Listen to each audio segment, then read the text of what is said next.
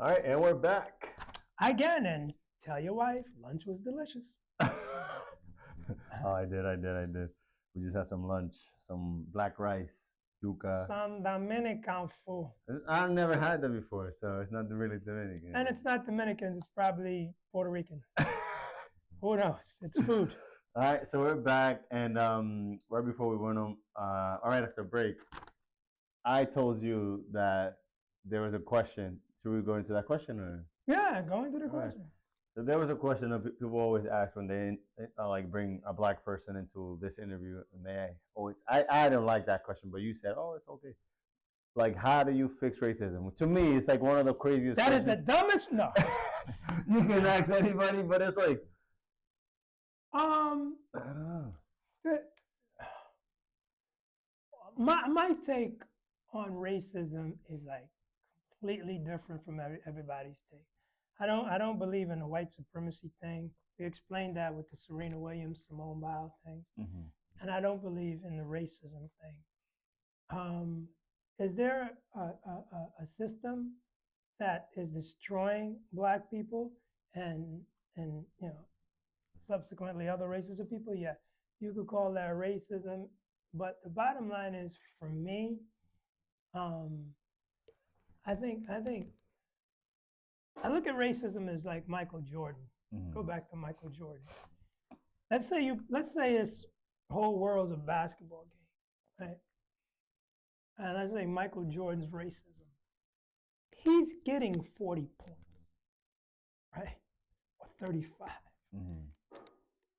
You key on him, let him get his 40, and stop the rest of the team. And that's how I would deal with racism. I know there's going to be racism. I know people are going to be out there to get me. But my thing is, if we got together like we were talking about earlier, mm-hmm. not necessarily to fight racism, but to better ourselves, you know what I mean? Then racism wouldn't matter as much if we got control of our own towns, community, our own educational system. Like a lot of times we spend a lot of time wasting time instead of educating ourselves on what we need to do, whether it be business, finance, African history, Black history, the things that are going to move us forward. We spent hours and hours in church. Mm-hmm. And we spoke about the church earlier, doing nothing. We can't keep doing these things that are not productive, instructive, or constructive. You know what I mean? Prince used to just write a song a day. They asked him, what do you expect from him in the future? He said a song a day. That's 365 songs a year. Nobody's going to listen to 365 songs from one artist, but if he gets 10 good out of that, that would be dope. But he will do a song a year. And that's what we need to do. We need to stop worrying about what other people are going to do to us and what are people going to think about us, and just do what we need to do to better ourselves. One of the things that's going on right now is BRICS, right? Which is the combination of countries, Brazil, Russia, India, China, and South Africa. Mm-hmm. And they're getting together to do what they need to do to kind of cut the umbilical cord from the West. They're trying to... The West meaning who? The Western Europeans, the Americans. They're trying to do their own business. You have 1 billion people, 1.5 billion people in China, 1.3 billion people in India, and 1.5 billion people in Africa, right? And then there's Russia, and then there's some of these other countries: Vietnam, Cambodia, Singapore, Laos, Korea, both of the Koreas. And these, we're only 350 million people in this world. Mm-hmm. If they don't deal with us, we're a big market, don't get me wrong, but China is going to become its own market. Africa is going to become its own market. And, Russia and Iran are going to become their own market. So is Cambodian stuff. South America is going to become their own market. Mm-hmm. So if the Europeans and the Americans are left alone, that's only about, let's say about 800 million people that's not going to be able to do business with the rest of the world. the funny thing about it, the rest of the world is fine with that, right? Okay, if we set up a BRICS, right? You know, what's that? I'm just setting up a time just so we can know. Oh, okay. If we're setting up a BRICS, if they're setting up a BRICS, right, with their countries, their interests, their economic direction, Black people in this country need to set up their own BRICS. Meaning, we need to set up a way of dealing with each other commercially, culturally, politically, spiritually, educationally, philosophically. We need to set up our own BRICS. Okay, so let me interject there. So that sounds, yeah, because I'm like, that sounds like something that people have been doing since the 70s. But every time somebody's trying to build something, right, they're like, oh no, don't separate, come back. And then this whole reverse psychology comes in. It's like, oh, why are you segregating yourself? You know, like, this is America for you. And then the moment you start building something for you, then you stop building because now. Try not to touch me on camera. now, like, the moment you're building for yourself, they take your focus away and say, no, we built this for you. So, and the moment they say we built this for you, now they have control over everything that's done here because you're. See, what you're doing now is you're triple teaming Michael Jordan, and then the other guys shooting the lights out of the gym. What you're doing is you're telling me that whatever I start, I'm supposed to worry about what they think. That's not what I'm talking about. I'm talking about you got, like 7 million Haitians, right? Throughout the Caribbean diaspora, because I don't know each country, throughout the Caribbean diaspora, there's about 25 million people, all Black. In the African American community in America, they like to say 40 million. They say we were 40 million 30 years ago. I think it's about 70 million Black people in this country. They're not going to give the real numbers. I was at the Million Man March when I was a kid, and it was more than 1 million people. I saw motherfuckers that owed me money. You know what I mean? So they discounted the Million Man March. So they're discounting Black people or miscounting Black people in this country. What I'm saying is, do what you got to do, okay, to amalgamate with your people. It is a serious, like I don't say this, and I never really said this, but every time I see a brother, he goes, "What's up, King? What's up, King? Yo, King, how's it going, King?" All my friends call me King. I really don't reciprocate that. I need to start doing that shit, but that's just not something that I do. I understand what they're saying, and I appreciate that, and I know who they are and what they are. And that's how we got to treat each other. I walked into a liquor store. I had to buy some liquor for my friend. She was crashing at my crib. And I walked into a liquor store, and these two thug-ass niggas, real dudes, right? They looked at me and goes, "What's going on, King?" And I was like, this shit is real. My boys call me King. And that's what we need to do. King is a good start. That's because that's a recognition. That's an acknowledgement. We used to say, peace and stuff like that. King is a good start. Now, let's move from the word king to start slowly building the kingdom. And don't worry about what other people do. Don't worry about all that other stuff. Don't worry about if a dude's gay. Don't worry about if a dude's got a white woman. Don't worry about that. Just build your shit. And whoever wants to fall off, fall off. If you want to fall off because you're gay, transgender, you fall off. You want to fall off because you don't like what we're saying because you got a white girlfriend, you fall off. But this is not about your sexuality. It's not about your woman. This is about our people, right? And if they're going to be, and there'll be other talking points. Oh, yo, you like the Dallas Cowboys. I can't fuck with y'all. All right, cool. But the bottom line is, in order for racism to end, we have to begin. You understand that? In order for racism to end, Black people have to begin. when I say black people have to begin, we have to begin a new paradigm. We have to shift our shit towards each other. We have to start designing programs and systems that are going to be beneficial to us, for us, in our community. I'll tell you something that probably people don't know. There was a clothing company called FUBU, right? I knew the guys from FUBU. Who's the owner of that? Is that everybody pumps Damon John. There was James. 4 brothers involved with FUBU. Everybody pumps Damon John like he started this shit. Four dudes built that company, not just Damon.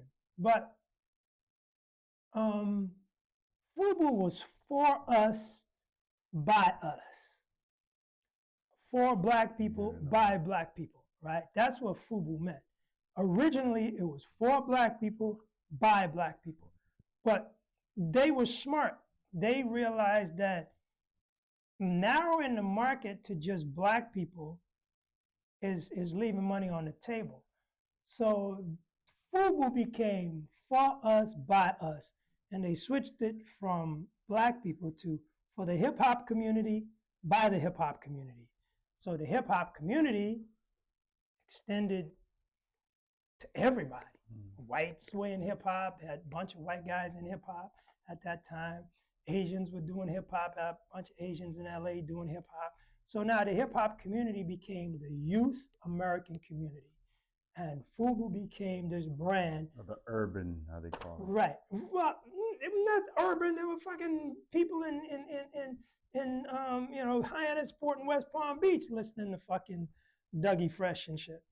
It was just this youth explosion of American youth in defiance that liked hip hop. And they liked hip hop. You know, I used to go to clubs and white boys were singing "Fight the Power." It's like, yo, you know we talking about y'all, right? And so that type of for us, by us has to go back to for black people, by black people. We need our system. And it's not racist. It's not separatist. It's what everybody else does. Yeah. And if everybody else does it, don't get mad when black people start doing it. So why is there a guilt attached to when black people do it? There is no guilt attached to when black. I told you in the other interview, black people are scary as fuck, right? And you have to keep black people down. You have to keep black. You have to keep black. If I was white, I would not want to fuck with black people. They say they put the chain on the elephant when they're little, so when they grow up, they think they still got. Right. Like detach the chain from the thing, but you can still hold it. Yeah, but that's a fucking elephant. I'm talking about human beings don't operate like that. Look, man, here's the thing.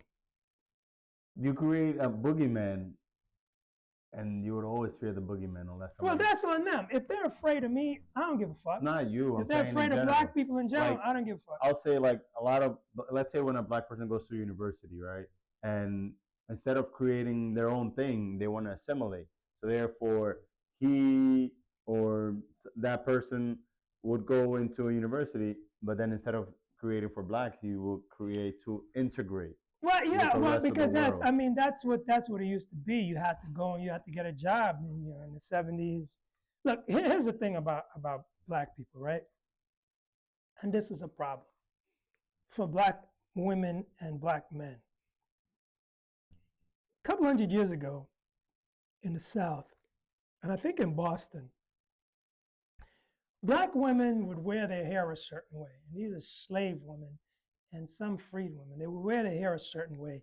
And black women could do shit with their hair that nobody else could do. I had girlfriends, they would have fucking braids one day, and then I'd come to fucking date them the next day, and they have some other shit. And I'm like, is this the same bitch? And it's like they decorate themselves, right? And that's a really, really deep part of black culture is decorating themselves, especially the women. So the women started looking so good in these communities, like I said, in Boston and in Louisiana, that they made a law where black women had to cover their heads because they were looking better than the white women when they were enticing the white men, whatever. So these black women started covering their heads. they started covering their heads and they started looking better. Even with because with the fucking head wrap, they was still looking fly as fuck. Because they made these head wraps, they wasn't gonna wrap their heads in a fucking goddamn rice sack. like a bag. They started making shit and it was colorful, and then they were walking around and they're like, "What the fuck? These you put a bag over their head and they still look good, right?" So that's the problem with the black women. Now the problem with the black men is even worse.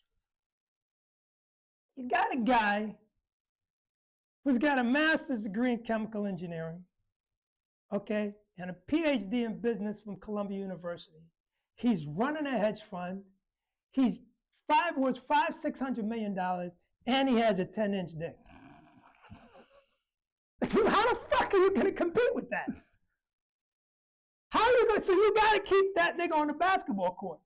You gotta keep that nigga, in the stock room at Target. You got to keep him the fuck away because you can't deal with that competition. That's smoke that these people don't want. That is why everybody else could do shit. The Indians can do their shit. The fucking Chinese could do their shit. The fucking Latinos could do their shit, but the niggas can't. And that is the fundamental reason why black people are being kept down. Not just because of the long dick. That was a joke. But I'm saying, you don't want these shiny, brolic, 8-foot niggas with engineering degrees. It's just, they gotta be like short, nerdy, frumpy motherfuckers. Like you don't want, somebody like fucking, Tay Diggs or fucking, Morris Chestnut, with a PhD in thermodynamics. Not only does this nigga look good, not only does all the fucking women want him, but the motherfucker's a brains. Smart. That's smoke that you don't want. And it's visceral. This shit ain't just about money. This is about existence. Like you stand up against a brother, you put 5 niggas in a row, and one of them's Chinese and 2 of them are white, the brother stands the fuck out. I didn't make these fucking rules. This is just what it is. Now, this is the fucked up part about it. These same brilliant, long dick PhDs in thermodynamics got continent that has every fucking thing. You feel me? I want you to understand this, and the long dick is important. Capiche? Capiche. Okay. Now here's what you got. You got this, because I've been to Africa. There's a lot of tall niggas in Africa, right? None of my friends that I know are below 6 feet, right? I'm 6'1", I'm the shortest nigga in the group. All right, so now, this is some real shit, okay? This is not no fucking bullshit. Nobody breaks this down like this. This is some real shit, okay? Okay, there's a comedian I know, right? Perfect example. This dude Godfrey, right? Godfrey's a fucking Umgawa Black Power. He's a tall, well-built Nigerian, right? I'm the black guy, right? Huh? I know black. Godfrey? That's Godfrey, right? Yeah, I think Godfrey's it. But that's not his joke. Oh, okay. Whatever. We're not going to talk about jokes. We're not going to talk about jokes. Go ahead. Okay, Godfrey was a tall, good-looking black guy, right? He's Nigerian, so let's stay with Nigeria. So let's say Godfrey had a fucking chemical engineering degree, right? He's like 6'1", he's dark-skinned, right? He's got great complexion, he looks good, don't fucking trip on what I'm saying. Just listen to what the fuck I'm saying. So, and he has a country that has natural resources. So not only is this motherfucker born genetically incredible, right? Not only do chicks dig him, not only does he have a degree in chemical engineering, Godfrey doesn't. let's say Godfrey, I'm giving you somebody to look at. Hypothetically, give you somebody to look at.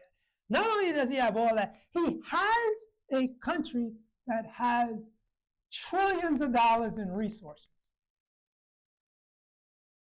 And then he's part of an extended continent that has money's mother. Okay? God gave this nigga too much. Somebody's got to put this motherfucker in check. And that's the problem with black people. Now you go back to the chicks with the fucking headdress, the long dick nigga with the chemical engineering degree. You can't win. You can't win. You know what I'm saying? So, what the fuck you gonna do? You gonna have to oppress that motherfucker. Well, look, man, there's some shit called shea butter, right? Now, there's a lot of ashy niggas out there, but that's new.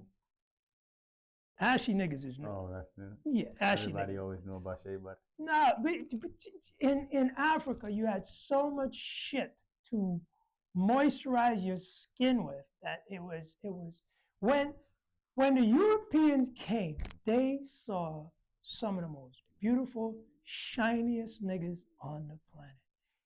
That black skin, that brown skin, that dark skin just screams health. See, I look at black people differently. I look at black people because it's just what the fuck I do, right?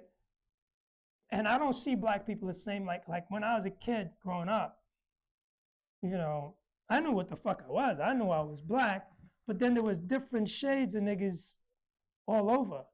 And my cousin Joy, she was light skinned, right? She looked like Pam Grier with the tits and everything. Fucking gorgeous. Just drop dead gorgeous, right? And the most important thing you do when you come out the showers, I'm going into crazy basic cultural shit, but this is part of the shit. I'm gonna go back to Africa with it.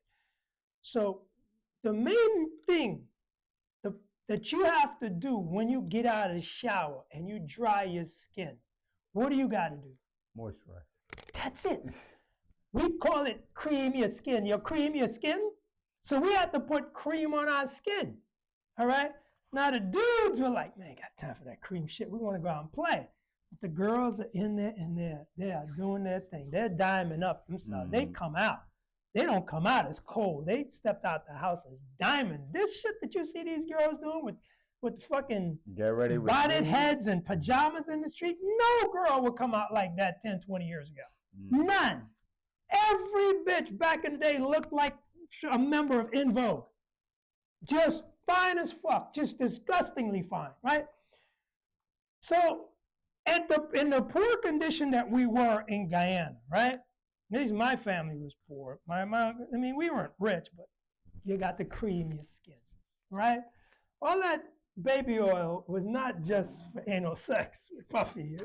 Some was for lotion, okay? So now you go back, you have the conscious cultural shit about oiling your skin up, right? It's culturally, like everybody knows. Yeah, you're fucking Dominican. Even a Dominican knows you got a fucking lotion and you got a moisturize, because y'all are niggas, all right? So now you go to Africa, right? Now you in the motherland. You got coconut oil, you got coconut oil, you got peanut oil, you got all kinds of fucking, I don't even think the Senegalese use shea butter. Them niggas put peanuts on everything. So now you come into Africa, you see these people, and they're all glistening. They're all beautiful. They're all civilized. They're doing their fucking thing. They got abundance of food. Trees are just growing with food. They got villages. The kids are running. They're happy. They have fucking money, like Mansa Musa with his fucking gold and all that shit. These motherfuckers are tribe. Okay, there was some broke niggas in Africa. Whatever. But when you came into the fucking kingdoms, you saw some real shit. Now, what do you got on as a European? Your dress was fur. You had to murder animals so you could fucking so you came into the fucking game in rags. You came fucked up in the game, right? You talking about 14th century, 13th century, when the Europeans came, these motherfuckers did not come well dressed. They were raggedy ass motherfuckers. They came everywhere in rags. These white Europeans that are rich now, they came from Europe in rags. They came in rags while we were fucking slaves or fucking in segregation or whatever, but they came in a worse condition that we were in, and they were able to come up. Because you do not want that black smoke. You don't want a bunch of Godfreys and Michael Jordans and fucking, LeBron Jameses with fucking major technological degrees. You don't want them building apps. You don't want them fucking being architects. You don't want them doing this shit because you've seen the shit that they did. You've seen the pyramids that they built. You've seen the walls of Benin. You've seen all the statues. You've seen all this black shit, these fucking bronze statues that they carved. Then you call them uncivilized and you take all their shit and you put them in your fucking museum and you admire the shit, but you hate the motherfuckers that made it. And it's like, yo, are y'all fucking uncivilized? Yeah, you take the and then you look at it. That's crazy. Yeah. And then they have all these different ways. I told you about the South Africans with that sorry. They got all kinds of shit. You go to Nigeria, most beautiful fucking people in the world. You go to Senegal, you go to Togo, you go to fucking Dar es Salaam, you go to fucking Angola. These are just real nice motherfuckers, right?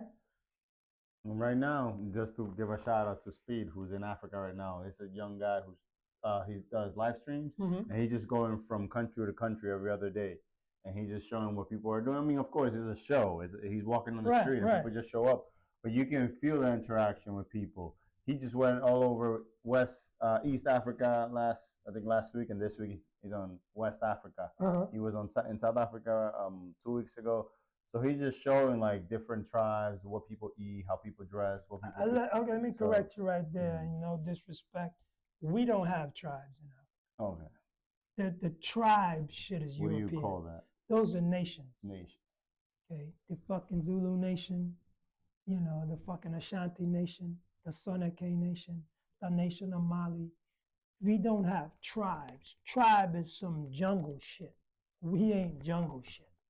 Tribes are European, the Huns, the Goths, and the Visigoths. They're tribes. They call us tribes. We are nations. Okay? We are nations. Okay. Language is important, right? Language is very important. We're a fucking tribe. We're nations. So you have this dynamic, and then this dynamic filters out because then you have all kinds of different type of black people. Now you got Asiatic blacks, a ton of Asiatic blacks.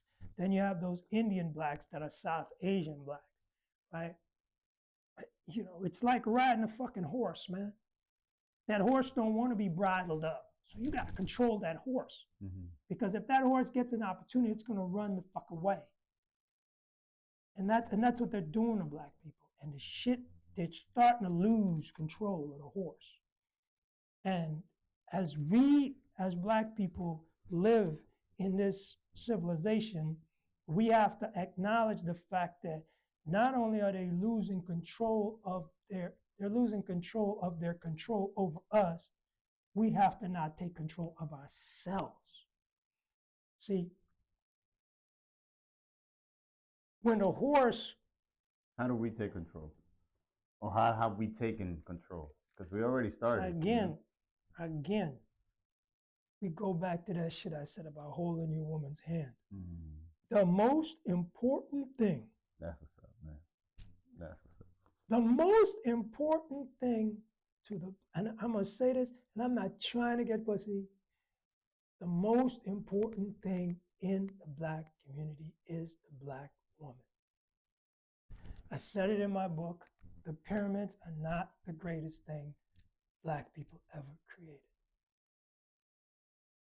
The Dogon and the star Sirius circumnavigating the universe without leaving the ground, the belt that's around the world that connects all the megaliths around the world is not the greatest thing that black people ever created. The greatest thing that black people ever created was the black woman. And I'm not saying this just to say this shit. Okay? It's like the old joke on the Honeymooners. Well, Ralph Cram, you know what the Honeymooners is, you young fuck? No. Yeah, okay. The Honeymooners was a show with like one of the greatest comedians out there, Jackie Gleason, right? They actually called him the Great One. The nigga was nice. So he was arguing with his wife on the show. It was, I forgot his name. Ralph Cramden and his wife. I forgot what his wife's name was. And I can't believe I forgot that shit. So he goes, there would be no America if it wasn't for Christopher Columbus. And she said, say that again? There would be no America. He said there would be no America if it wasn't for Christopher Columbus. And she said there would be no Christopher Columbus if it wasn't for his mother. Mm-hmm. And that is the fucking gut punch.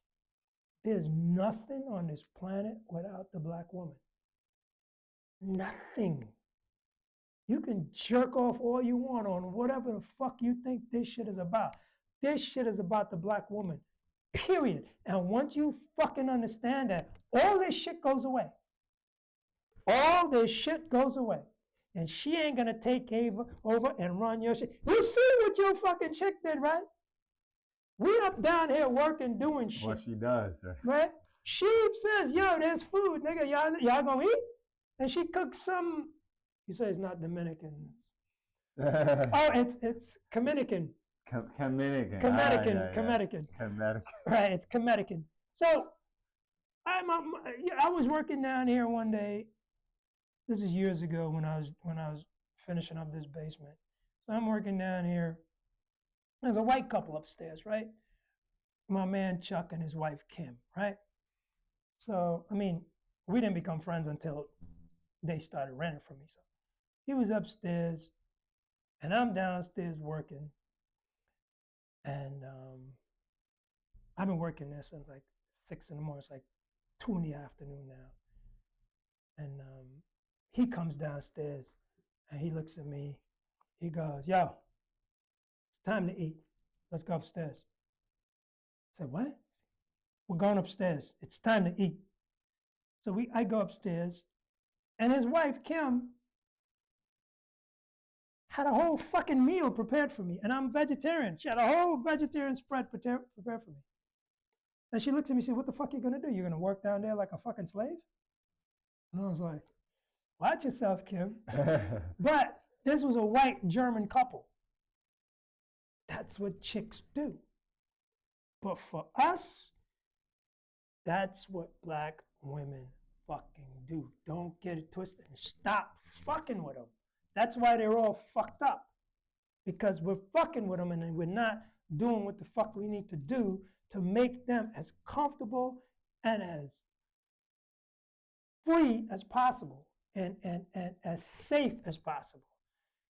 And give me top 5 things we got to do for the black woman in order to feel safe and respected. Stop being a little bitch when you get upset at every fucking thing they say. Mm-hmm. Bring home some money. Get a job and a hustle. Make sure she is, on top of your list,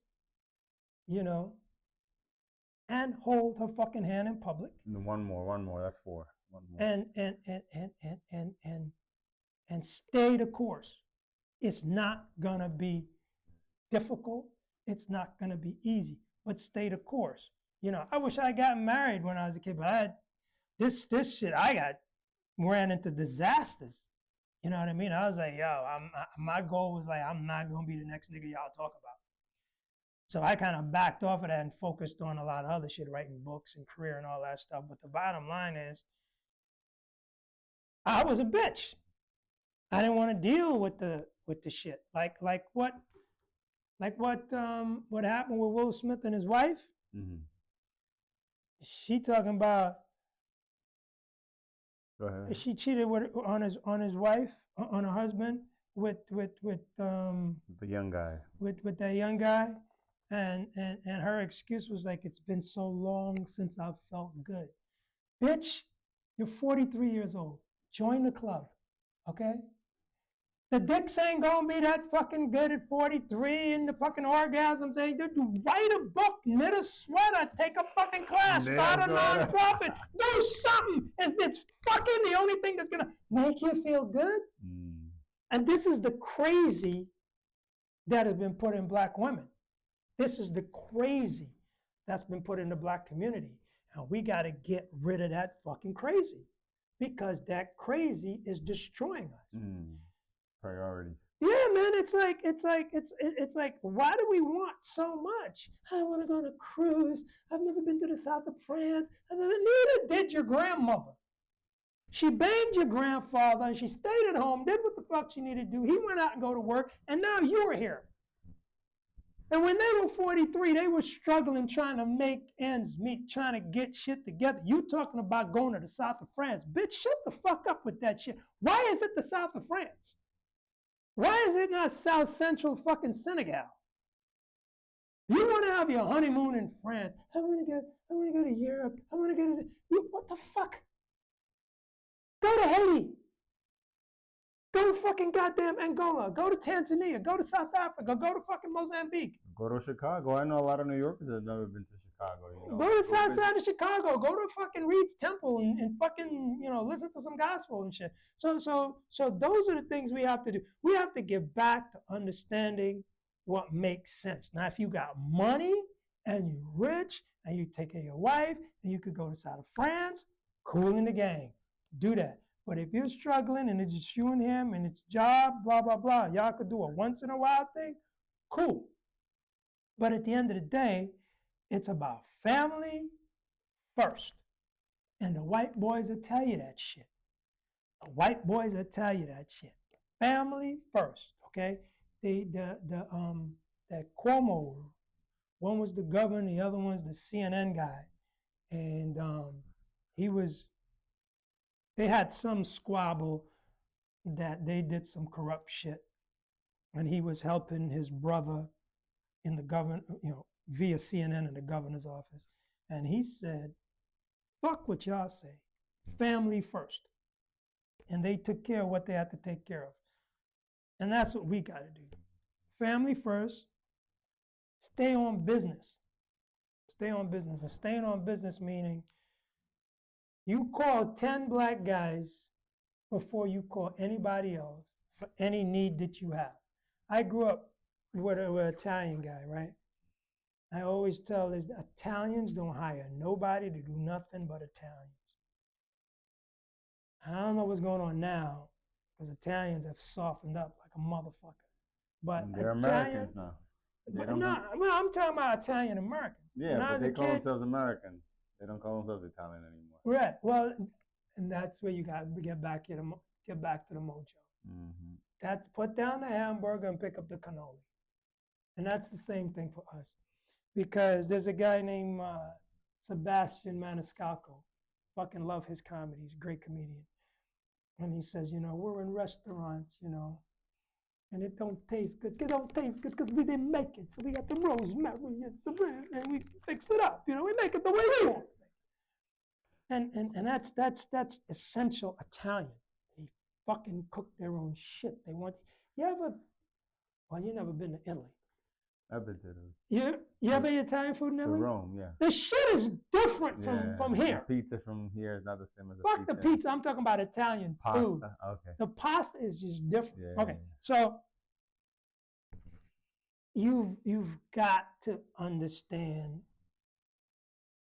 what is important to the benefit of you and your people. And we don't understand that. We fight, cuss, and bleed on basic shit. I mean, to me, it's like the way that America's built is for profit. America is a for-profit nation that as long as my business is eating, we don't care. Every nation is a for-profit nation. But like, let's say in terms of like products or GMO things, like there's a lot of things that's illegal in Europe. Like no, don't get me wrong. There's a lot of bullshit that goes on here. They care for the people, but they protect the people of the country. But here it's profit over everything. Well, don't blame America for that shit. That's not an American thing. I don't want to talk about what that really is because we're going off the fucking rails. with that shit. That's not an American thing. The American people don't want fucking GMO, and the American business people don't want to sell GMO, and they don't want to sell crap in their stores, but they have to because the system forces them to. Like I said, exactly right. I don't want to go through the details on that, but the bottom line is, you have got to circle the wagons as a race. You black folks have to we black folks have to circle the wagons as a race. Everybody else does it. And then they get mad at us. And the reason they get mad at us, I just explained, the Nigerian with the fucking PhD. But go get the PhD anyway. Go start the business anyway. You know, like I said, everything that's done in your home has to be done by a black guy. They got black electricians all over the place. They got black tree trimmers all over the place. They got black people who fucking tend to your garbage, shovel your snow. You've got to set up a community, set it up online. I mean, you got everything at your fingertips. You got AI. Find the group plumbers. Or become that person. Or become that person. Right? Who does the trimming. Who does that? Because sometimes we say like, oh, there was a video I saw recently about a kid that asked, like, what do you want to be when you grow up? And they're like, oh, I want to be the next president. I'm like, yeah, that's cool. But what, is there another thing? And the little boys, the other kids were like, I want to be a police officer. I want to be a firefighter. I want to be something attainable. Like sometimes we set these goals that are like, of course, it's not impossible, but they're very hard to come by. It's impossible to become a black president of the United States. But, you know, like, let me give attainable. Let me give you an example about why being president of the United States as a black person is bullshit. First of all, presidents don't run this country. Mm-hmm. Second of all, it's an aspiration that's an impossible aspiration. Thirdly, it's a job you can only get at 33. You got to be 33 or 34 to be president of the United States. The fuck you gonna do from 16 to 34, right? And then you get the job for 4 years. There's only been 47 presidents. There's counting the dead motherfuckers. There might have been about 1 billion people that has lived and come through this country, right? And out of that 1 billion people, only 47 became president of the United States. How many heavyweight champions of the world did we have? How many fucking World Series baseball guys did we have? It's easy to become a baseball player and be president of the United States. So go for that, become the baseball player, retire at 35, get the fame, then become president. Okay? If that's what you want to do. Become Michael Jordan can run for president now. He couldn't run for president when he's 25. He's got a better chance of being president of the United States than the average motherfucker coming out of college with a PhD in fucking, engineering or whatever. And he's got a much better chance because he's Michael Jordan. So go become Kanye West. Go become Michael Jordan. Go become Ice Cube. And then when you're 50, I want to run for president. Why? Because I got 6 million followers. That's the life we're living now. You know what I mean? So my thing is very nice, very nicely put. I've never heard it like that. I've never heard it said like that. Well, you could hear a lot of shit from me that you never heard. You go out there and you make your bones, and then you get where you need to go. You know what I mean? Like Oprah. Oprah could become president. I mean, I don't know if she could become president, but she's got a better chance than most people to become president. All these politicians that are doing blah, blah, blah, blah, blah. Angela Bassett got a better chance of becoming president. All these celebrities who are not just celebrities, but who are brilliant people have a chance to do a lot of things in politics that people come from politics don't have. So don't send your kid to be president of the United States. If your kids want to be a pitcher for the Mets, encourage that. He's got a better chance of being a pitcher for the Mets, even if he's a relief pitcher, than the president of the United States. It's just that simple. Do the math. 47 presidents of the United States, right? One black guy twice. How many NBA motherfuckers gonna get rings this year? Like 12. How many motherfuckers gonna get Super Bowl rings this year? Like 22 or some dumb shit like that, right? Okay. So it's easy to get a Super Bowl ring because they give out 20 of them every year. Like, mathematically makes more sense to be somebody who becomes part of a group and just They give out 20 rings a year in the NFL, and you get one president every 4 fucking years. So every 4 fucking years, they give out 60 NFL rings. What the fuck are y'all talking about being president of the United States? Use your fucking mind. Okay, so in addition to that, again. And then bringing it back to this, sorry to cut you off, but like, so you see how you broke it down, the president to become a football player or a basketball player, right? Now, bringing it even lower, like, in my opinion, like, there was a lot of trade schools back in the days, right? Like, what happened to trade school, and what trades do you think people should do before they even try to become athletes or mega stars? Not to say don't go for those things, but in the process, you can also do a trade. What are some trades? Man, when I was a kid, I had a job. I was about 17. The only job I really had. I was an air conditioning mechanic. I was a helper, and I was in the Union of Operating Engineers. I was a fucking 17-year-old kid, 18-year-old kid, and I'm in the biggest union in the fucking world, the Union of Operating Engineers. And I met one of the guys in the street a couple of years back. He was working for one of the companies that I knew. And I said, "What are you guys making now?" He said, "Well, with overtime, I can make $250 a year." This is a guy fixing air conditioners. Wow. Right? They're truck drivers. Like my man showed me his thing the other day. He could clock 280 a year as a trucker. You get a truck, and this is what black people need to do. Please, if you don't have a skill, if you don't have anything going for you, look into getting your CDL and become a trucker. There's 300,000 truckers. There is a 300,000 trucker deficit in America. They are paying you to go out and become truckers. Get off the fucking corner. And I'm not trying to disrespect black people, but the black people who are working have the capabilities to work. That's not who I'm talking about. They're engineers, they're doctors, they're bus drivers, they're fucking attorneys, they're business owners, they're real estate developers, they're stock traders, they're doing everything else. Those are the black people that are working. I'm talking about the motherfuckers that don't work, that are on the corner bullshit. Get a CDL license, go drive a truck. Get 5 of your boys together, go buy a box truck, start a moving company. Some shit. You know what I mean? And that is how that's good. This is the thing. The legalization of weed is designed to keep motherfuckers out the game. Okay? The legalization of weed is designed to keep motherfuckers out the game. Once they start doing drug tests, this is how fucked up it is. If you live in a building where everybody's smoking weed in the building, you walk in that building enough time, you stay there 6 months, a week, or whatever, you go to get a drug test, you're probably going to get caught with weed.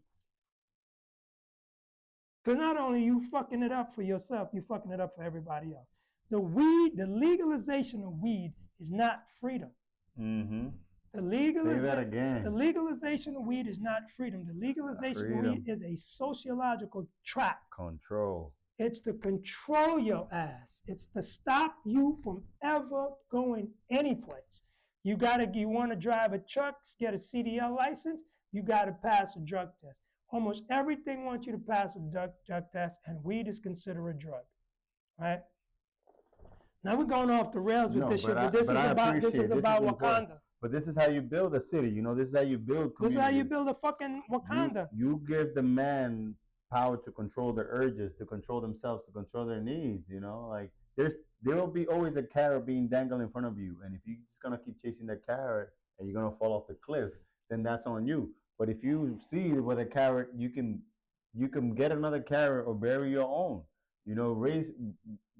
make your own carrots before you go chasing at the carrot that someone is dangling in front of you. But that's the whole thing, we've got to, and we've got the intelligence, we've got the smarts. We just are not able to see our capabilities and our possibilities. And the first thing we need to do is to, every dollar you pull out of your pocket, ask yourself, where is this dollar going? My mom used to say, when you walk out this house, you better make sure where you're going. Because we used to leave the house 11 o'clock at night and shit, and when we was growing up, we like 19, 20, we leave the house at 11 o'clock at night, blah, blah, blah. My mother knew where I was going. I was either going to the comedy club, school, or my girlfriend's house. That's all I did. Comedy, school, and my girl's house, right? And I didn't go to parties and shit like that because I'm in fucking comedy clubs all week. What the fuck am I going to a club for? So, you know, the thing about it is you've got to understand that dollar. And that's one of the most important things. When that dollar comes out of your pocket, who is it financing? You know, you give me a dollar, you're going to get a 40, you're going to get a blunt. You know, who is that financing? What company are you giving? You're probably giving that dollar to a company that voted for a politician that's going to undermine your existence. These companies vote and they go and lobby. How much of your money have you given to a lobby that doesn't have your interest at heart? Meaning, let's say you smoke cigarettes, right? How much money have you given the tobacco companies to lobby on behalf of the tobacco companies to fuck you out of something? How much money have you given to the liquor company who has lobbies to go into fucking the White House and the Senate and Congress to fuck you out of something? You know, how much? What kind of financing of your own detriment are you doing? That rent got to be paid. That phone bill got to be paid. That light bill got to be paid. You need that internet. And I'm not going to tell you not to get that. All that stuff is going to companies that are probably lobbying so you can't get nothing next year. You know what I'm saying? You got it. You don't own the subway. This goes for white people too. You know, when you a white motherfucker, a Chinese motherfucker, they taking money out their pocket, they probably, you know, financing their own fucking, you know, demise. But for black people, that's what black people need to do. That dollar has to stay in the community. At least circulate a little bit longer. Because I keep hearing like how $1 just circulates one time and leaves the community, you know, like, but the Asian, they buy in Asian, they, you know. Yeah, you know, you see it all the time. You know, you see Asians, you know, mainly Chinese, on the subway, and they're going to Chinatown to shop. They're not going to fucking Key Food and Walmart and Kroger's and all that stuff. I mean, you'll see some American Chinese motherfuckers, young American Chinese, and they're doing whatever the fuck we're doing. But their parents, why is that? Huh? Why is that? They're Americanized. And what does Americanized mean? It means that you're into society. I mean, come on, man. You're a fucking 25-year-old Chinese motherfuckers. You're not going to go to Chinatown. You're going to hang out with your boys. Similarly, right? Yeah, there's nothing wrong with that. I mean, when I was a kid, there was a fucking Chinese dude named Howie. He was the least Chinese motherfucker I ever met, but he was Chinese. His parents owned a restaurant in Chinatown. But Howie was fucking eating pizza and fucking hamburgers and shit. That's just assimilating. However, they have a stronger community.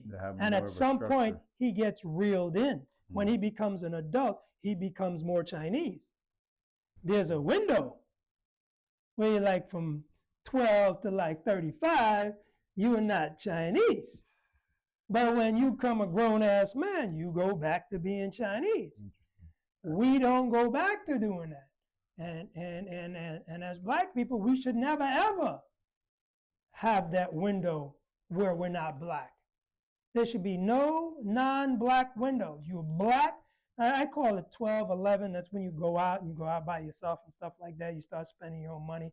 There should be no fucking non-black window. You shouldn't be going to the south of France for vacation in Europe and backpacking in Europe and all this bullshit. You should be saving your money because you behind. You know, you can't go out with these fucking, you know, you go to a fucking college and your boys is going on a ski trip. You ain't got ski trip money and you going on a nigga, what are you skiing for? You know? It's like they used to tell me all the time, yo, we're going to Virginia Beach. What the fuck we going to Virginia Beach for? Yo, there's bitches in Virginia Beach. Yo, there's chicks on Nostrand Avenue. What the fuck are you talking about? Right. I gotta go to Virginia to get some pussy? So, you know, those are the dumb shits we do. And we gotta stop that. Because at the end of the day, you know, you're gonna cut out this phone shit, right? No. So you were in the recording? It's not gonna show. It's not gonna show? No, it's just vibrating. Oh, okay. Yeah, so there's a lot of stuff that we have to do, and it's easy to get started. Just get started. Just sign a personal contract with yourself. There we go. Sign a personal contract with your black self, and say, I'm not going to buy any clothes this year. Men can do that easier than women. Men can do that easier. I'm not going to buy no designer sneakers. I'm not going to buy no expensive sneakers. I'm not going to buy none of this crap. Okay? I'm not going to drink. I'm not going to do this. And if I'm going to drink, I'm going to go to the Happy Cork, thehappycork.com, and I'm going to buy my liquor from them black people on Buffalo Avenue. I'm not going to buy this liquor. I would say don't drink. But you've got to start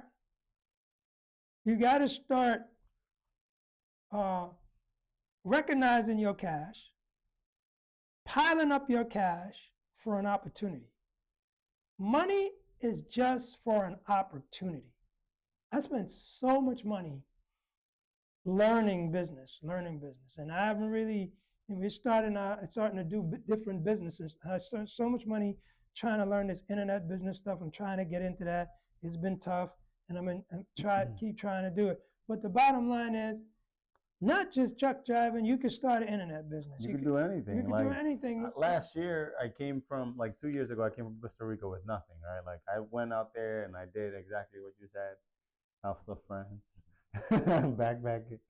And then I came back and I had nothing. And I came and within a couple of months, I had a car, I had my apartment, and I was doing good. But why? Because I started doing something practical that made money that people needed. I was a handyman. Right. I learned something on the job. I learned how to fix stuff. I was helping people move, and on those moves, then I was like, oh, people need this. So then I started opening up, like, oh, they started asking me, do I know how to do stuff? I didn't know how to put a light bulb. Like a light bulb, yes, but like the whole fixture thing, I didn't know how to mount a TV. I don't know. And then these things I learned along the way.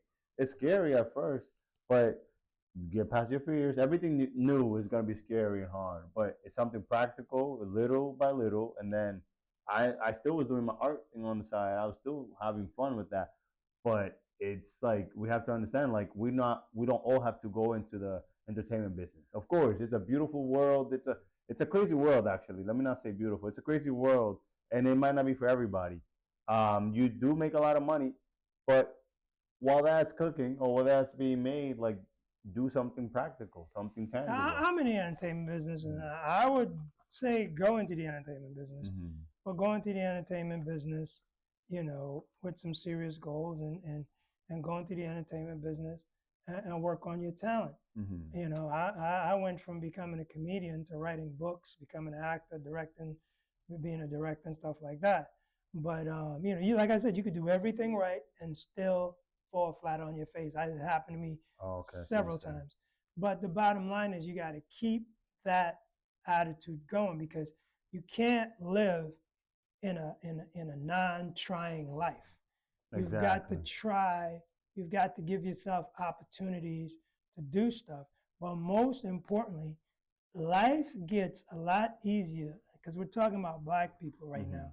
Life gets easier for black people when they have control of their own environments, their own space, their own cities, their own economies, and their own products, their own businesses, and their own money. And don't feel guilty about having your own, because there's another thing. Like there's some weird thing about like, oh, I don't want to just say the black community. Like build for yourself. You first, and then other people. Well, look, man.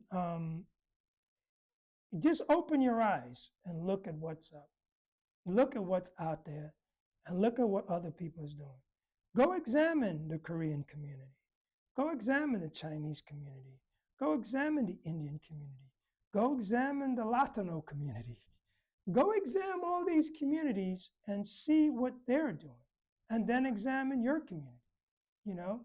These clubs that are not owned by black people are filled by black people. And then I go to Jackson Heights, the Colombians are in their own clubs. You know what I mean? there are a lot of black businesses that you can go to. There's a lot of these Caribbean clubs and stuff like that, African American clubs. But those are like the only businesses here. You go get your jerk chicken, your rice and peas, and you can get your collard greens and your biscuits. And you can go do this, and go do that. But we ain't got no pizzerias. We got to get a Papa John's. We got to get a Popeyes. We got to get a Wingstop. We got to get all these franchises. They gonna sell you chicken. You want to open a vegan restaurant, dude? Ain't nobody. You ain't making no money opening a vegan restaurant. These people are gonna eat chicken anyway.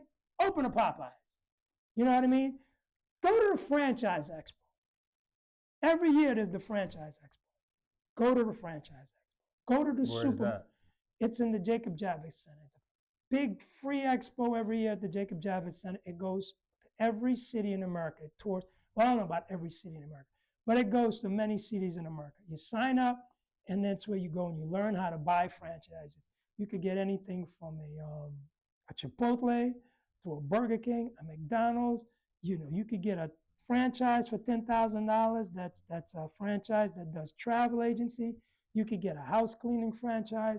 But when I go to the franchise expo, I don't see a lot of black people. Go to Comic-Con if you're lots of black people at Comic-Con. But don't just go to Comic-Con to get an autograph from some fucking dude that was in Power Rangers or some shit. Go to Comic-Con and try to start a business with the comic book guys. You might be a real estate guy who may have a couple $1 million. Go to Comic-Con, find a young guy who's drawing the next Black Panther or the next Wolverine or whatever.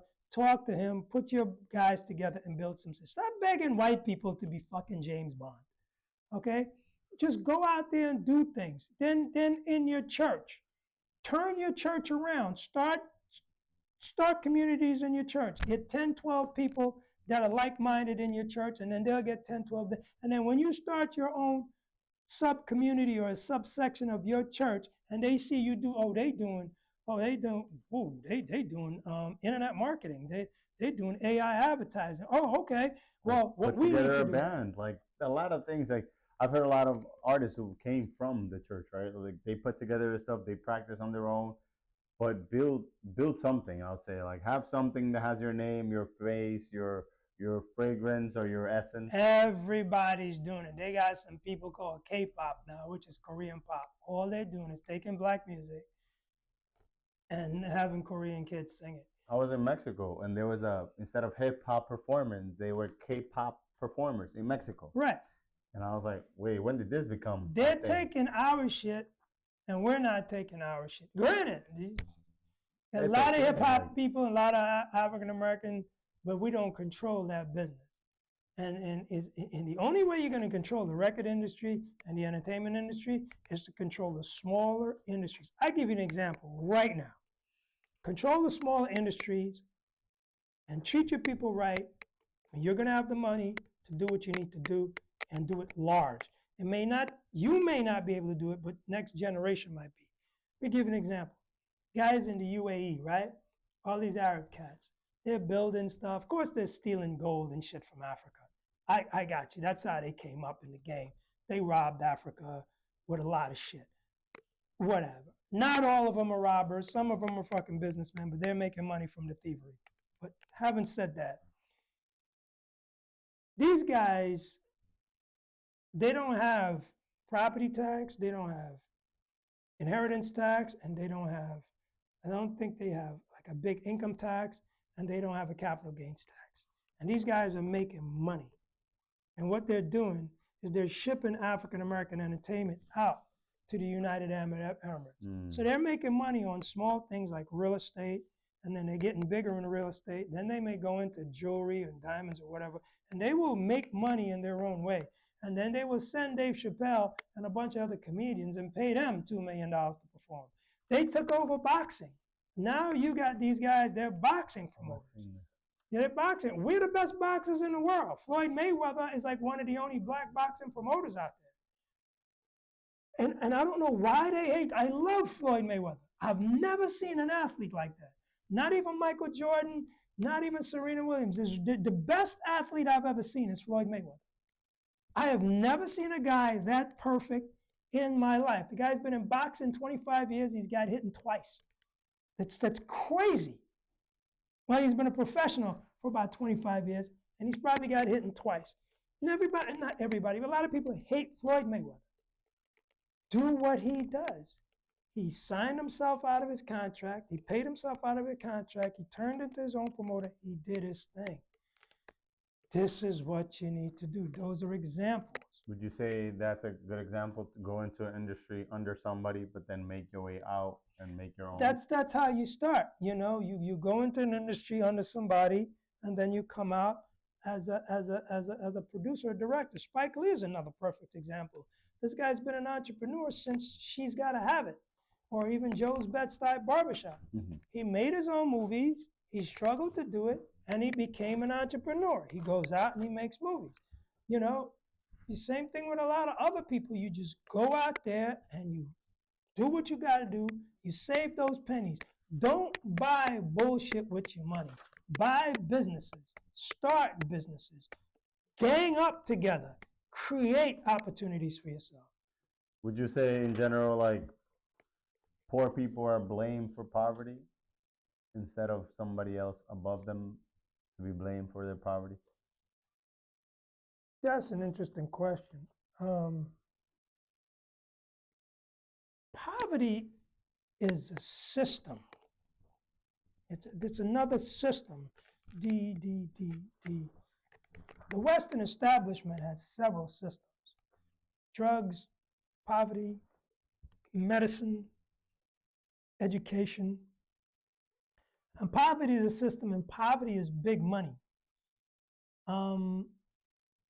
I had a chick living here, and she was renting a room. She was working. She used to work for Sean John. She was in the fashion business, but she told me that when she was a young lady, and she had a son. She had a 2-year-old son, and she was in a hotel.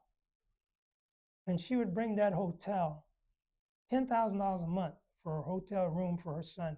She would get the money from the welfare company. She'd bring the check to the hotel. That was $10,000 a month for a hotel. She was telling me that this was in like the 90s when her son was young. Now those were the numbers she gave me. $10,000 for a hotel. Now at that time in the 90s, you could get an apartment for like $400, $500. Get a nice fucking 1-bedroom apartment for $500 a month. Rent. She was paying like $10,000 for a hotel. This was coming out of the taxpayers' money. They could have sent that chick to Harvard with that money, for that $10,000 a month, got her a master's degree in business from fucking MIT, and it would not cost $10,000 a month. Poverty is a business. Don't get it twisted. You know, these welfare hotels and this welfare and the EBT cards. Mm-hmm. Let me tell you about EBT cards. When I was a kid, it wasn't EBT cards, it was food stamps, right? These EBT cards that you go and you get free food with, right? It's subsidized by the government. So who makes the money from the EBT cards? The businesses. The big supermarkets, your Kroger's, your Key Food, your Vons, your Ralph's, all these supermarkets across the country, Walbounds, Whole Foods. You go in there with an EBT card, you're giving them government money. You're actually not helping the people who need the money. You're helping the fucking businesses. You could go to Walmart with an EBT card, come out with $300 worth of shit. Walmart gets the money. It's electronic. So what the fuck are you actually doing? You're taking taxpayer dollars, you're financing big business. Instead of giving the money to the people, not necessarily giving the money to the people, say, look, here's the thing, baby, here's what we're gonna do. Teach people how to fish. Yeah, we're gonna put your ass through college. We're gonna get you whatever you want. You wanna do nursing, you wanna do whatever. We're gonna pay for your college. It's gonna cost less than the EBT card, less than the welfare, less than the hotel, less than all the shit that we're doing, right? But nah, because that's a business. Somebody got to print up the EBT cards. Somebody got to fucking ship those cards. Then you have the fucking bureaucracy with the cards where you go in, where the lady with the attitude is making money. Definitely with the attitude. And her ass could be on the line behind you in the next couple of weeks. So it's a floating fucking, financial ball of misery. Would you say universities do the same? What do you mean? That bureaucracy stays with all the money. At the end of the day, sometimes people can't get jobs after they get their university degrees and stuff. Well, that's not the fault of the universities. Look, man, again, this is a system. Mm-hmm. Now we're talking about the educational system. What we were talking about was the lower economic system. Then there's a higher economic system. Then there's the middle, there's all these systems. It's not the university's fault that you don't get a job. It's the high level system's fault that that doesn't provide the job and is not able to provide the job because they shipped out all the fucking work. We don't manufacture nothing anymore. Mm-hmm. And then like the Trump administration just declassified architecture, nursing as non-professional degrees. So you're a nurse, you're not a professional anymore. You're an architect, you're not a. What the fuck is this dude doing? Wow. You know what I mean? Very interesting. So okay. So let's talk about it from the hustle, right? Mm-hmm. So the hustle is this: you advertise that everybody needs an education. We're in the information age, and if you don't have an education, that's what they told me when I was a kid. If you don't have an education, blah blah blah blah blah, and you need an education. So now education became a business. So now you take out a student loan that's backed by these banks, that's supposed to be supported by the government. And then they're fucking funneling each other the money. Mm-hmm. So now your tuition went from fucking $5,000 a year at Harvard in 1980. Now the shit's like $60,000 a year. Where the fuck's that money come from? Mm-hmm. And then the money you spend $5,000 a year at Harvard, 40 years ago, right? Came out and you got a job. Not only where does it come from? Where does it go? Well, it goes into the hands of the big shots, and that's the same thing with there's another hustle in the system called property tax. You telling me you collecting all this tax for education, yet you're paying your teachers shit, and your students ain't reading at grade level. Then you're telling me you got to ship in 200,000 Chinese because we're not qualified for the jobs that we're paying property tax to create. Mm-hmm. So you're not using the property tax to help the kids, you're hustling. So again, like Michael Jordan, he's gonna get his 40. Who else are you gonna stop? And how are you gonna get yours? Because if Mike's gonna get his 40, you gotta figure out how you gonna distribute that ball so each of your boys get 20. And you got 5 dudes on the court, that's 100 points. Mike is gonna have to work harder. But a lot of people, because I played basketball, Michael Jordan was a problem. But the rest of the motherfuckers playing against him didn't play hard enough to beat this motherfucker. It's 5 of you. You weren't about one dude. And then you hear all these basketball players, oh, Jordan, he was this, he was, I don't give a fuck. If I'm on the court with Michael Jordan, I'm not going to be in awe of that motherfucker. My job is to beat his ass. It's like they had this stupid ass story about Prince. Prince beating you in basketball. Prince is 5'2". Prince is not beating me in basketball. No way in fucking hell. You seen the Chappelle? I don't know what that fucking, I knew Charlie Murphy very well, man. Charlie Murphy will tell you them stories the day he meets you. That was that. All that shit you see on the Dave Chappelle show, when you meet Charlie Murphy, the first 10 minutes of meeting that nigga, you heard them stories. All them stories. And he told me about Prince beating him. I had a big argument with him. That's crazy. I was like, nigga, I don't give a fuck what you say. Maybe it's because your fucking ass is from Long Island. But ain't no Prince beat nobody in basketball from Queens, Brooklyn, or the Bronx. Maybe some Staten Island niggas that get waxed by Prince, but we ain't taking no shorts. I'm 6'1". Who the fuck is guarding me at 5'2", man? So that's what I'm saying. We go back to Michael Jordan. Bruh, I don't care who's on the basketball court. I'm there to win. And I'm going to get blood on my knuckles. I'm going to get slashed in my eyes. I'm going to get a bruised bone. I'm going to play like Avery Bradley and Bruce Bowen. And I'm going to play my ass off to beat you. And you might not break a sweat. And I may come out bloody. But my job is to beat you, whether you're Michael Jordan, LeBron James, or Kobe Bryant. I don't give a fuck. And if I lose, at least you say, yo, that nigga there, he about his business. I was the first dude chosen in every game playing basketball. Not because I was the best, not because I was the quickest, not because I was the fastest. Nobody wanted me to be defending them. Nobody wanted my defensive smoke. If they knew Reg was going to be on the other team, they didn't know who he was going to guard. And as soon as we shot for sides, I got Reg. First nigga pick all the time. Because I played defense. And motherfuckers don't like defense. So this is what I'm saying. To bring it all back. Play defense.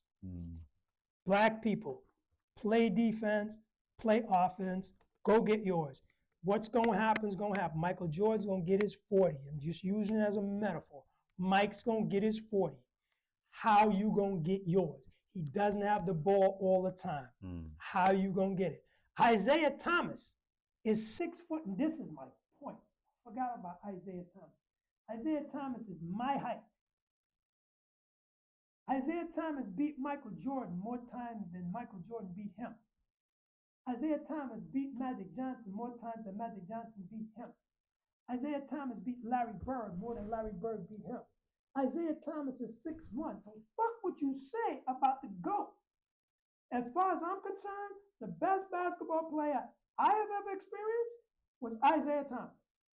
Because he was 6'1", Jordan was 6'6", Magic was 6'9", and Bird was 6'8". Now, if you put Magic at 6'1", Bird at 6'1", and Jordan at 6'1", Isaiah Thomas will run roughshod over all of them. He is, in my opinion, the baddest motherfucker in the world when it comes to basketball. However, back to the black shit, because I know we're going long on this. Be Isaiah Thomas. Isaiah Thomas could give a fuck about who is on the basketball court with him. Isaiah Thomas was the realest motherfucker out there. He played against the best, and he beat them all. One time, he got hit in the face in a preseason game. 40 stitches on his eye, 20 stitches on his eye. He was bleeding. He was almost knocked to the floor, almost knocked out by Karl Malone, a guy that's 6'10", 240, hitting the eye. The rough fighter. Yeah. This guy goes into the locker room, gets stitched up, grabbed his shorts and looked at him and goes, what? Be Isaiah Thomas and Floyd Mayweather. They changed the game for Michael Jordan. They didn't change the game for Isaiah Thomas. So be Isaiah Thomas and be Floyd Mayweather. And go out there and make this shit happen for yourself. Fuck with me. Call me. Let me know what the fuck you doing. Hit me up. What you want to do. What you want to write. I'm going to be teaching a book writing class, teaching motherfuckers how to write books. I wrote books. I'm going to be doing this Wakanda shit. I might have a Wakanda class. You know what I mean? This is what I'm trying to do. If you want to learn how to fucking move, if you just want that oomph, that motivation, do what you do. You want that list of shit. I might be putting something together for you, motherfuckers. That's the last thing, and then we can close it out. So would you say the business is the way to go right now? I mean, business is the only way to go. I mean, because it's ownership. The most important thing is ownership. you know, and everybody has businesses. You know, you got these guys, they coming from Iran, they coming from Pakistan, they coming Like from Dominican this is a Republic. business. Like whoever made this. Yeah, this is you know, this is a sleeve. You know, it's got my website on it, Rajan Live. Okay, so I was talking about the girl that makes my jewelry, Taj. This is a black woman. She makes, you know, my beads and stuff. She's pretty good. So all my beads are black. This, this right here, right out here, my man JP. I showed you the spot. He's a brother. He printed the sleeves. He printed the hat. You know what I mean? And I was looking for somebody to do it. And there are a lot of black printers all over Brooklyn. So I found JP, and JP did. What's the business called? Shit, I forgot. Oh, damn. Okay. So next time we'll plug him in. Yeah. But you know, JP has a business. His young son's working there. You know, I got the business with the book. You know, one of the best ways to start a business, believe it or not, I was told this and I was blown, is to write a book. You write a book, you self-publish, you have a business. If you have something in you that you want to get out. Because look, so as he says that this is the proof in the pudding. He has the book cover, which I designed, right? But then he has this, a book bag. Right. And this is like a whole different selection of things that he can make with this book bag. You know, we're working on a lot of products, we're working on a lot of things, but because of the book that he created. And then we're doing something proprietary with this book. So Chanko and I invented something that goes with books. So we're going to be probably shooting it this weekend. So we're going to do a proprietary thing, and then we're going to launch it out to everybody to show what is possible. And then when you write your book, if you want to write your book and you want to hit me up or whatever, or if I start that book writing class, I don't know if I'm going to do it or not. You know, but you'll find out. People will find out. You get started with what you do. Like I know chicks be making soaps, lotions, and they out there, they selling their stuff, but they're not doing it on a high level, but that's a start. Like there's a lot of these women be making all kinds of wild shit and selling it. They make a lot of money doing one-offs, right? One thing, selling it 1 million times, makes $1 million. There's I don't know if she's Mexican. Where's empanadas from? They're Caribbean, South American, let's call it. South American. Yeah? I don't know. I thought it was Mexican. Oh, Latin, because empanadas came from Spain, because that was the cheapest way to make a bread with something in it. All right, with some Puerto Rican shit this lady makes, right? They call her the empanada lady. She came here from wherever she came from, and she started making empanadas. She owns 4 restaurants in Jackson Heights. You know what I mean? So we call it patelitos in DR. Nobody gives a fuck what they call it in DR. I didn't ask you that. Just for the other people out there who are wondering why empanadas are. Just for the rest of the lot. For the rest, because we call it things very specific. Right. But the thing about it is this, man. You get a product. I don't care if you're a nurse, you're working 12-hour shifts. I get it. You got 5 kids. I get it. But just this book that we're talking about, this Wakanda joint right here, this book took like 4 years to write because I didn't like what I was writing, and I rewrote. Now we have the product. I got another book coming out. But you can get it on Amazon, by the way. Yeah, but the thing about it is, everybody's gonna go to Amazon. You ain't even gonna say that shit no more. That's where everybody fucking goes. But go to Amazon. But the shit about it is this, man. Get a product and start a business and start moving it, you know. And like my homegirl, she just passed away, and she has several products. She was never able to monetize that, and I'm hoping that we're able to do it posthumously with her. What is she doing? Her sister. She was a clothing designer, brilliant clothing designer, but she had her business. She just didn't know how to make that work, and she had some trouble doing it. But at the end of the day, man, just do something, make something. We all got a talent. We all got something. You know, if you're an accountant, you know, start like a budgeting app or something like that. Oh no, all that stuff has been done. Everybody do it again. Because the guy that bought the app at 25 is now 50. The 19-year-old wants your app. They want your advice. There's millions of people out there doing the same shit, and everybody's like, there's 100 bodegas in Brooklyn, right? And there's a new one opening up next week. Right.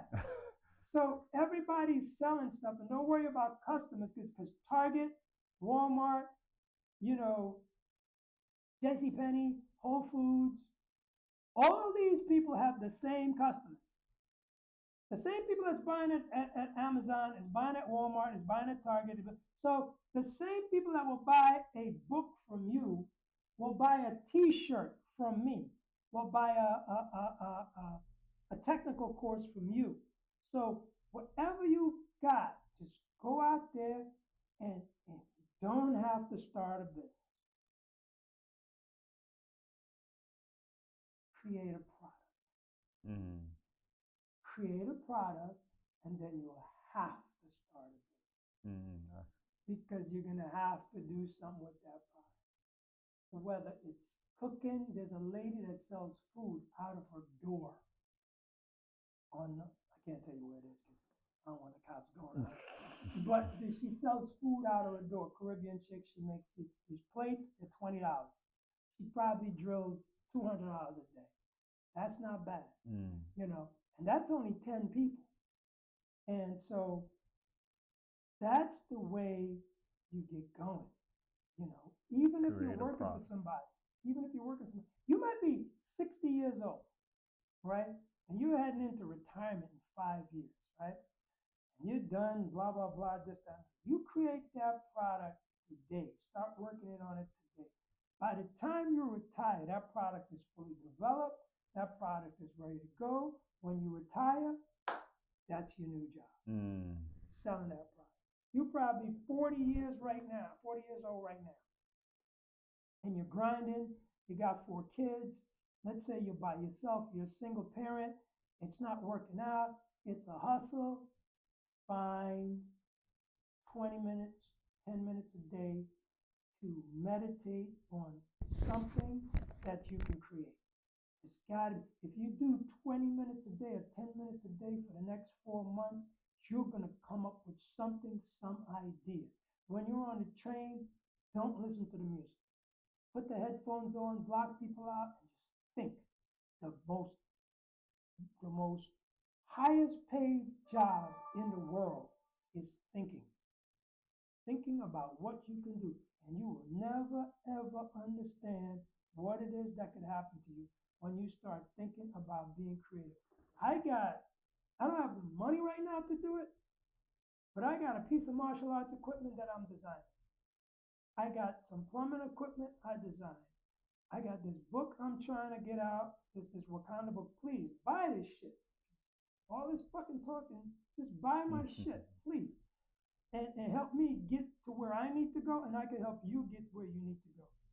I got another book called How to Make Love Like a Black Man that we're launching soon. And I got a couple other more books. I got a book on Floyd Mayweather that I'm trying to get out. That comes from constantly thinking about stuff. Are people interested in this shit? Yeah. People interested in the Black Panther? Yeah. People interested in Wakanda? Yeah. People interested in sex? Yeah. Go out and figure out what people are interested in and serve those people and make that money. And it's not even just about the money, because somebody's going to make the money. Elon Musk is worth $600 billion. Some of that money could be yours. And the reason that some of that money isn't yours or mine is that we haven't worked hard enough to get some of that money out of his pocket. And then the worst part is that there's less talented people doing the thing that you want to do while you could be doing that thing and getting all that. That's why I'm telling you, stop this traveling and experience bullshit and get down to business, get down to brass taxes and do this stuff, because, I'm basically a stand-up comedian and a filmmaker. I'm not really an author, but I got books out. Now they tell me I'm an author. But at the end of the day, you know, I'm just grinding. You know, I lost a lot of money over the years, but I'm just grinding. And the only way to get to where this is basically about Wakanda. Hold this one. Let me get that mic. Oh, this is out? This thing fell off. Oh. But we're almost done. Okay. Sorry. Go ahead. So the only thing that I could say is we're talking about a book called Wakanda is Real. And what we've been saying, although we went off the rails and we talked a whole bunch of crazy shit and asked a whole bunch of questions, it's his fault basically. But we're trying to build a Wakanda. And one of the easiest ways to build a Wakanda is one, hold your girl's hand, stay with your family, watch your money in your pockets, watch where that dollar goes, and start a business. Create a product and move it. I don't know what you're going to create. I may want it, or I may not want it. He may want it. His wife may want it. My girl may want it. Somebody may want it. Or your children. Or your children may want it. Create a product. I wrote 100 children's books, and I haven't gotten them out yet. So I'm not the best motherfucker, you know, when it comes to doing shit. I do too much. 100 children's books. Got to get them out. So that's how you end racism. That's all, folks. That's a long-winded answer to how to end racism. But then that question was like a half hour. No, I timed it. It's an hour and a half. No way. No way. I wasn't doing it for no reason. Everything has a purpose and a reason. Oh, wow. So this answer it's not, the whole point is that this is a very complicated question. And that's why whenever cleaning that up. Whenever they ask this question, you can't sit here and pretend to answer one answer plain and simple, right? So it's a complicated answer for a complicated question. So let's break things down into things, grab things and move things and name things, because it doesn't exist at the end of the day, right? Like, it's not a physical thing. It's an experience. What, racism? Yeah. Yeah. It's not like a brick, yeah. Yeah, you can't grab it and move it over here. So as this a psychological thing, is a theory, work on things, practical things to combat a theory. I don't know if that makes sense, but yeah. Yeah, you know, it's racism is an idea, it's a construct. It's not, it's you know, probably didn't exist, you know, years ago, but now it does, and you got to deal with it. But damn, it's a fucking hour, and how much was it? Was an hour and a half answer? An hour and a half, pretty much. God damn, I got to see that. Thank you so much for viewing. Check out RajanLive.com, Rajan Multimedia.